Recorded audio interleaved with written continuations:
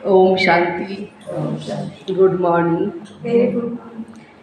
सदगुरु के सदगुरुवार के आज 9/11/2023 के अनमोल महावाक्य सुनते हैं।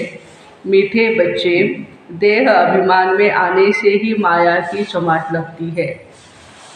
देही अभिमानी रहो तो बाबा की हर श्रीमत का पालन कर सकेंगे। आज का प्रश्न है, बाबा के पास 2 प्रकार के पुरुषार्थी बच्चे हैं, वह कौन से हैं? उत्तर है, एक बच्चे हैं जो बाबा से वर्षा लेने का पूरा पुरुषार्थ करते हैं, हर कदम पर बाप की राय लेते रहते हैं। और दूसरे फिर ऐसे बच्चे हैं जो बाबा को क्या करते हैं, फारकती दे देते हैं। फारकती देने का पुरुषार्थ, वो भी पुरुषार्थ ही है, फारकती देने का। कोई है जो दुख से छूटने के लिए बाबा को बहुत बहुत याद करते हैं, कोई फिर दुख में फंसना चाहते हैं। देखो, बाबा के पास ऐसे प्रकार के बच्चे हैं, ये भी बाबा कहते हैं वंडर है, दिस इज ऑल्सो वंडर। गीत है आज का, महफिल में जल उठी क्षमा परवानों के लिए। ओम शांति। बच्चों ने गीत तो बहुत बार सुना है, कौन सा? महफिल में जल उठी क्षमा। नए बच्चे फिर नए सिर सुनते होंगे, जबकि बाबा आते हैं तो आकर के अपना परिचय देते हैं। बच्चों को परिचय मिला हुआ है, जानते हैं अभी हम बेहद के माता पिता की संतान बने हैं। जरूर मनुष्य सृष्टि का रचयिता माता पिता ही होगा, परंतु माया ने मनुष्यों की बुद्धि बिल्कुल ही डेढ़ कर दी है, मार दी है उसको, बुद्धि को। इतनी साधारण बात भी बुद्धि में नहीं बैठती। कहते तो सभी है कि हमको भगवान ने ही पैदा किया है, तो जरूर माता पिता होंगे। भक्ति मार्ग में याद भी करते हैं, हर धर्म वाले गॉड फादर को याद जरूर करते हैं। कोई अल्लाह कहेगा, कोई गॉड कहेगा, कोई भगवान कहेगा।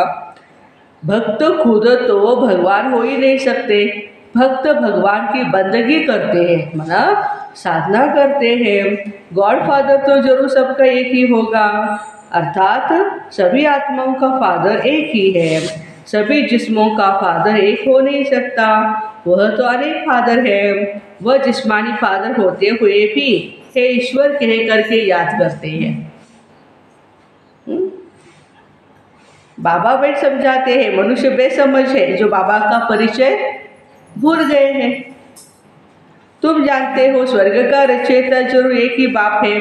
अभी कलयुग है, जरूर कलयुग का विनाश होगा। प्रायः लोप अक्षर तो हर बात में आता है। बच्चे जानते हैं सतयुग अभी प्रायः लोप है, सतयुग अभी प्रायः लोप है। अच्छा, फिर प्रश्न उठता है, सतयुग में उन्हों को यह पता होगा कि सतयुग प्रायः लोप हो जाएगा, ये खत्म हो जाएगा सतयुग, फिर त्रेता युग आएगा, वो भी खत्म हो जाएगा, द्वापर युग आएगा। कुछ भी बातें उस समय याद नहीं रहेगी। नहीं, वहाँ तो इस नॉलेज की दरकार नहीं, ये बातें किसकी भी बुद्धि में नहीं है। सृष्टि का चक्र कैसे फिरता रहता है, हमारा पारलौकिक बाप कौन है, ये तुम बच्चे जानते हो। मनुष्य गाते हैं, तुम माता पिता हम बालक तेरे, तुम्हारी कृपा से सुख घने रे। अनुभव कर रहे हैं ना सभी बच्चे, परंतु जानते नहीं तो कहना भी न कहने के बराबर हो जाता है। बाबा को भूल गए इसलिए ऑर्फन बन पड़े। ऑर्फन माना जिसको माँ बाप नहीं होते हैं ना, तो कहना भी, बाबा कहते हैं हर बात बाप समझाते, श्रीमत पर कदम कदम चलो, नहीं तो कोई समय माया क्या करेगी, बड़ा धोखा देगी। छोटा नहीं देगी, बड़ा धोखा देगी। माया है ही धोखेबाज। माया से लिबरेट करना यह बाप का ही काम है। रावण तो है ही दुख देने वाला और बाप है सुख देने वाला। मनुष्य इन बातों को समझ नहीं सकते, वो तो समझते हैं सुख दुख सब भगवान ही देते हैं। ऐसा है, भगवान सुख करता दुख हरता है। बाबा समझाते हैं मनुष्य दुखी बनने के लिए शादियों में कितना खर्चा करते हैं। जो पवित्र पौधे हैं, मना कुमार और कुमारियाँ पवित्र हैं, उनको अपवित्र बनाने का पुरुषार्थ किया जाता है। यह भी तुम समझ सकते हो, दुनिया नहीं समझती है। यह विषय सागर में डूबने के लिए कितनी सेरेमनी करते हैं। उन्होंने को ये पता भी नहीं है कि सतयुग में यह विश्व ना विकार होते नहीं, वह है ही क्षीर सागर। इसको विषय सागर कहा जाता है।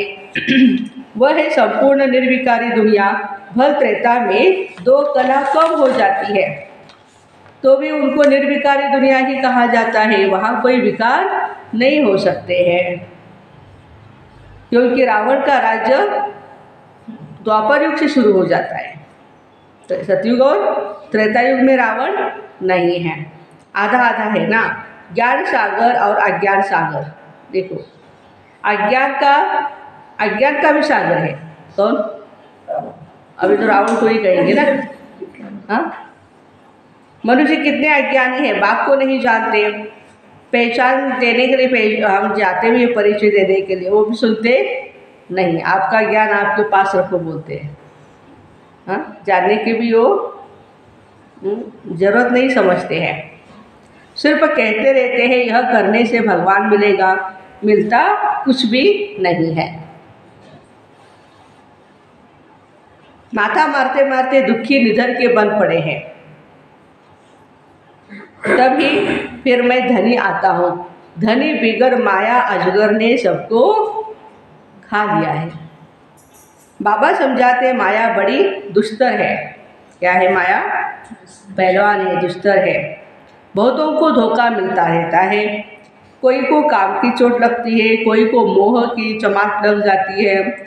देह अभिमान में आने से ही ये चमाट लगती है। मेहनत है देही अभिमानी बनने में। इसलिए बाबा घड़ी घड़ी कहते हैं बच्चे सावधान, मन मना भव।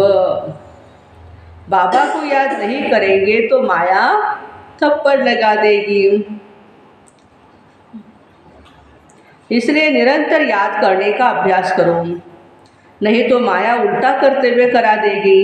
रॉन्ग राइट की बुद्धि तो मिली ही है। कहाँ भी मुलझो तो बाबा से पूछो, तार में, चिट्ठी में अथवा फ़ोन पर। अभी ईमेल भी है, पूछ सकते हैं बाबा को। फ़ोन सवेरे सवेरे झट मिलता है। उस समय की बातें जब लैंडलाइन में बातें होती थी तो सुबह का टाइम में थोड़ा झट मिल जाती थी लाइन, क्योंकि पूरे दिन में तो बिजी रहती थी लाइन। कभी मिलती कभी नहीं थी। आजकल तो खाने के लिए नहीं मिलेगा आटा, लेकिन सबके पास है मोबाइल का डाटा। हाँ, तो बाबा कहते हैं कि उस समय सिवाय तुम्हारे बाकी सब सोए रहते हैं, तो फ़ोन पर भी तुम पूछ सकते हो। बाबा साकार बाबा की बात है उस समय की। दिन प्रतिदिन फ़ोन आदि की आवाज़ भी सुधारते रहते हैं, परंतु गवर्नमेंट है गरीब तो खर्चा भी ऐसे ही करती है। इस समय तो सब जर्जरीभूत अवस्था वाले तमो प्रधान है। फिर भी खास भारतवासियों को रजो तमोगुणी क्यों कहा जाता है? क्योंकि यही सबसे ज़्यादा सतो प्रधान थे। ज़्यादा से ज़्यादा सुख भोगने वाले भी हम हैं और दुख भोगने वाले भी हम ही हैं। दूसरे धर्म वालों ने न इतना सुख देखा न इतना दुख देखना है, वह सभी सुखी हैं, तब तो इतना अनाज आदि भेजते रहते हैं। उन्होंने बुद्धि रजो प्रधान है। फॉरेनर की बुद्धि बाबा कहते हैं रजो प्रधान है। विनाश के लिए कितनी इन्वेंशन करते हैं, परंतु उन्हों को यह पता नहीं है, इसलिए उन्हों को बहुत चित्र आदि भेजने पड़ते हैं। तो उन्हों को भी ये पता है, आखिर समझेंगे यह चीज़ तो बड़ी अच्छी है। इन पर लिखा हुआ है गॉड फादरली गिफ्ट। जब आफत का समय होगा ना तो आवाज़ निकलेगा कि स्वयं भगवान इस धरा पर आ चुके हैं। यह हमको भी मिला था इन चित्रों से बहुत काम निकलेगा। बाबा को बेचारे जानते नहीं, सुखदाता तो एक ही बाप है। सब उनको याद करते हैं, चित्रों से अच्छी रीति समझ सकते हैं। अभी देखो बाबा को 3 पैर पृथ्वी के भी नहीं मिलते हैं, फिर तुम सारे विश्व के मालिक बन जाते हो। यह चित्र विलायत में भी बहुत ही सर्विस करेंगे। बच्चों को इन चित्रों का कदर नहीं है, खर्चा तो होना ही है। राजधानी स्थापन करने में उस गवर्नमेंट का करोड़ों रुपया खर्चा होगा और लाखों मरे। यहाँ तो मरने की बात नहीं, श्रीमत पर पूरा पुरुषार्थ करना है, तब ही श्रेष्ठ पद पा सकेंगे, नहीं तो पीछे सजा बहुत ही खाएंगे। सजा खाने से फिर पछताएंगे भी। यह बाप भी है और धर्मराज भी है। पति दुनिया में आकर बच्चों को 21 जन्मों के लिए स्वराज्य देता हूँ। अगर फिर कोई विनाशकारी कर्तव्य किया तो पूरी सजा खाएंगे।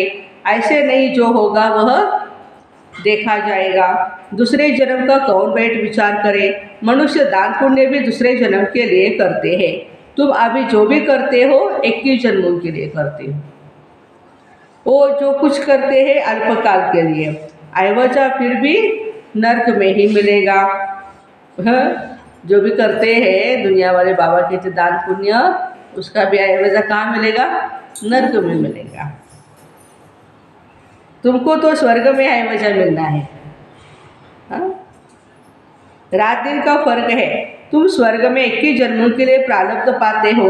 हर बात में श्रीमत पर चलने से बेड़ा पार होता है। बाबा कहते हैं तुम बच्चों को नैनों पर बिठाकर बड़े आराम से ले जाता हूँ। बाबा कैसे ले जाएंगे? नैनों पर बिठाकर आराम से। तुमने बहुत दुख उठाए हैं, अब कहता हूँ तुम मुझे याद करो। तुम नंगे आए थे अशरीरी बिजू, ये पार्ट बजाया और फिर वापस जाना है। यह तुम्हारा अविनाशी पाठ है। इन बातों को कोई भी साइंस घमंडी समझ नहीं सकते हैं। आत्मा इतना छोटा स्टार है, उनमें अविनाशी पाठ सदैव के लिए भरा है, ये कभी समाप्त नहीं होता। बाबा भी कहते हैं मैं भी तो क्रिएटर हूँ, एक्टर हूँ, मैं कल्प कल्प आता हूँ, इसलिए पार्ट बजाने के लिए। कहते हैं परमात्मा मन बुद्धि सहित चैतन्य नॉलेजफुल है, लेकिन क्या चीज़ है ये कोई नहीं जानती। जैसे तुम आत्मा स्टार मिशन हो, मैं भी स्टार हूँ। भक्ति मार्ग में भी मुझे याद करते हैं क्योंकि दुखी है। मैं आकर तुम बच्चों को अपने साथ ले जाता हूँ। मैं भी पंडा हूँ, आई एम गाइड। मैं परमात्मा तुम आत्माओं को ले जाता हूँ। आत्मा मच्छर से भी छोटी है। देखो मच्छर तो वैसे भी बड़ा ही दिखाई देता है। बाबा कहते हैं हाँ बिल्कुल पॉइंट है आत्मा। यह समझ भी तो बच्चों को अभी मिलती है, कितना अच्छी रीति समझाते हैं। बाबा कहते हैं तुमको विश्व का मालिक बनाता हूँ, बाकी दिव्य दृष्टि की चाबी मैं अपने पास रखता हूँ, ये किसको भी नहीं देता हूँ। ये भक्ति मार्ग में मेरे ही काम में आती है।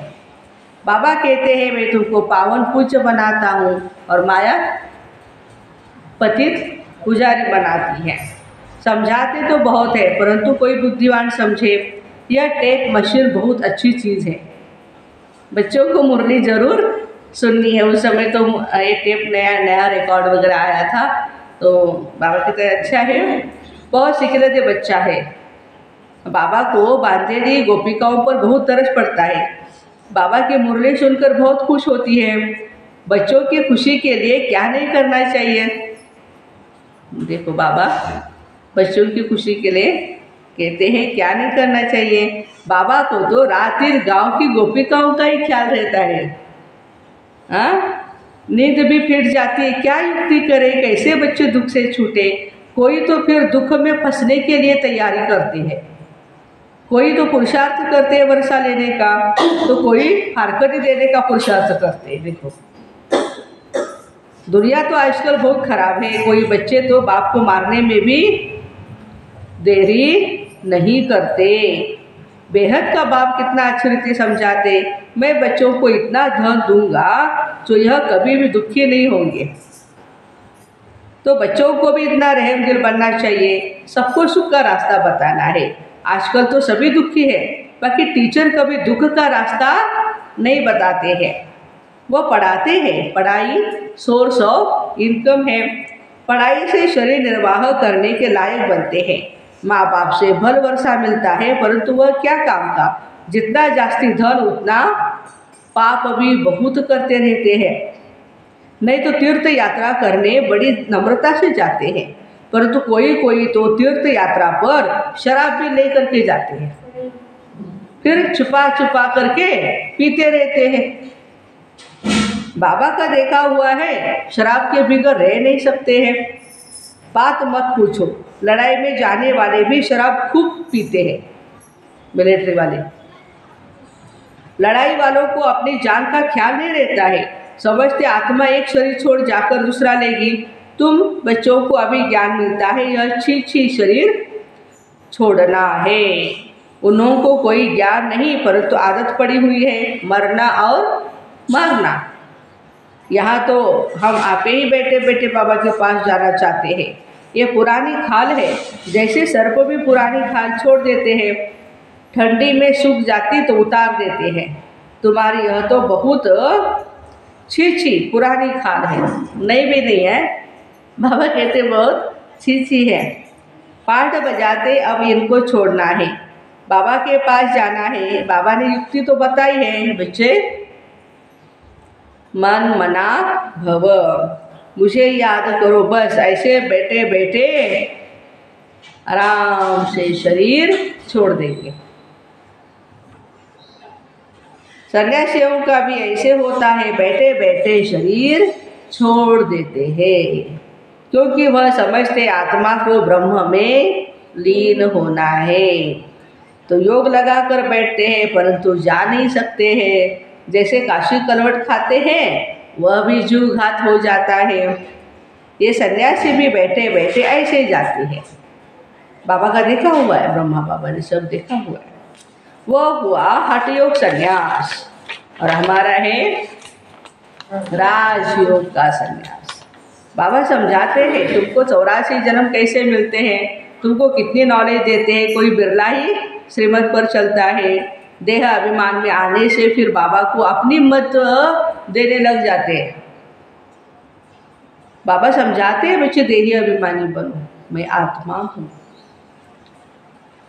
बाबा आप ज्ञान के सागर हो, बस बाबा आपकी राय पर ही मैं चलूँगा। कदम कदम पर बड़ी सावधानी चाहिए, भूले तो बच्चों से होती ही रहती है। फिर पुरुषार्थ करना पड़ता है। कहाँ भी जाओ बाबा को याद करते रहो। विकर्मों का बोझा सिर पर बहुत है, कर्म भोग भी तो चुकतो करना है ना। पिछाड़ी तक यह कर्म भोग छोड़ेगा नहीं। श्रीमत पर चलने से ही पारस बुद्धि बनना है। साथ में धर्मराज भी है, तो रेस्पॉन्सिबल वह हो गया ना। बाप बेटा है, तुम क्यों अपने ऊपर बोझा रखते हो भाई। हाँ, पतित पावन बाप को पतितों के महफिल में आना है। इसकी महफिल में, पतितों के महफिल में। यह तो नई बात नहीं, अनेक बार पाठ बजाए फिर बजाते रहेंगे, इसको ही वंडर कहा जाता है। अच्छा, पारलौकिक बाप दादा का मीठे मीठे सिक्किलदे बच्चों प्रति याद प्यार और गुड मॉर्निंग। रूहानी बाप की रूहानी बच्चों को नमस्ते। रूहानी बच्चों की रूहानी माता पिता बाप दादा को याद प्यार, गुड मॉर्निंग और नमस्ते। वाह बाबा वाह, शुक्रिया बाबा शुक्रिया। धारणा के लिए मुख्य सार है, बाप समान सबको दुखों से लिबरेट करने का रहम करना है, सुख का रास्ता बताना है। सेकंड पॉइंट है, कोई भी विनाशकारी उल्टा कर्तव्य नहीं करना है। श्रीमत पर 21 जन्मों के लिए अपनी प्रारब्ध बनानी है। कदम कदम पर सावधानी से चलना है। वरदान, वायदों की स्मृति द्वारा फायदा उठाने वाले सदा बाप की ब्लेसिंग के पात्र भव। जो भी वायदे मन से, बोल से अथवा लिख करके करते हो, उन्हें स्मृति में रखो तो वायदे का पूरा फायदा उठा सकते हो। चेक करो कितने बार वायदा किया, कितना निभाया। वायदा और फायदा इन दोनों का बैलेंस रहे तो वरदाता बाप द्वारा ब्लेसिंग भी मिलती रहेगी। जैसे संकल्प श्रेष्ठ करते हो ऐसे कर्म भी श्रेष्ठ हो तो सफलता मूर्त बन जाएंगे। आज का स्लोगन है, स्वयं को ऐसा दिव्य आईना बनाओ, मिरर, डिवाइन मिरर बनाओ जिसमें बाबा ही दिखाई दे, तब कहेंगे सच्ची सेवा। क्या बनाना है खुद को? ऐसा दिव्य आईना बनाना है जो भी हमें देखेगा हमारे से प्यारे बाप दादा की छवि दिखाई दे, यही है सच्ची सेवा। तो ऐसे वायदों की स्मृति द्वारा फायदा उठाने वाले सदा बाप की ब्लेसिंग के पात्र भाई बहनों को ओम शांति। Have a nice day. आज सद्गुरुवार है, प्यारे मीठे बाप दादा को हम सभी मिलके भोग लगाएं।